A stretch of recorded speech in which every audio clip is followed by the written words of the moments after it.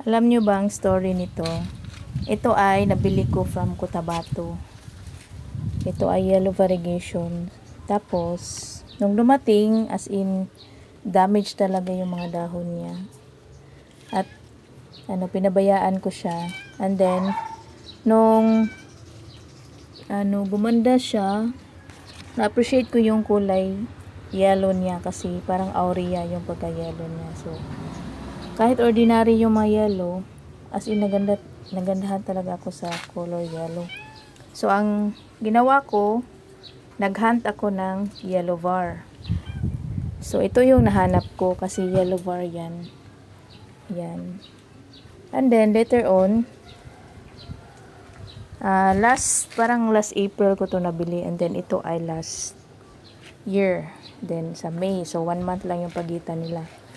Pero, tingnan nyo naman, iba yung kulay niya. Parang pinkish orange yung dating.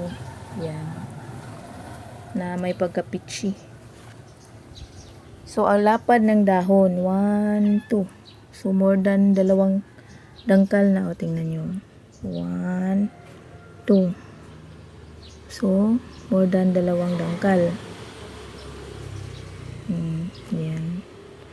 So, mas malaki pa siya kasi nito.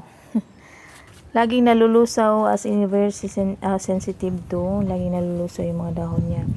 Nabuti na lang ito ay hindi na kahit sobrang heavy var.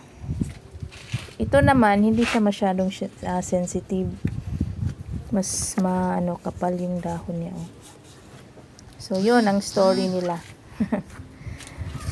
Nabili ko ito dahil dito. Pero kahit may similarity sila, ayan, sa old leaf, pero later on nagiba yung kanyang variegation. So, yung mga unfold talaga, may similarity lang, pero may kaibahan talaga sila. Ganun. Thank you for watching. Bye-bye.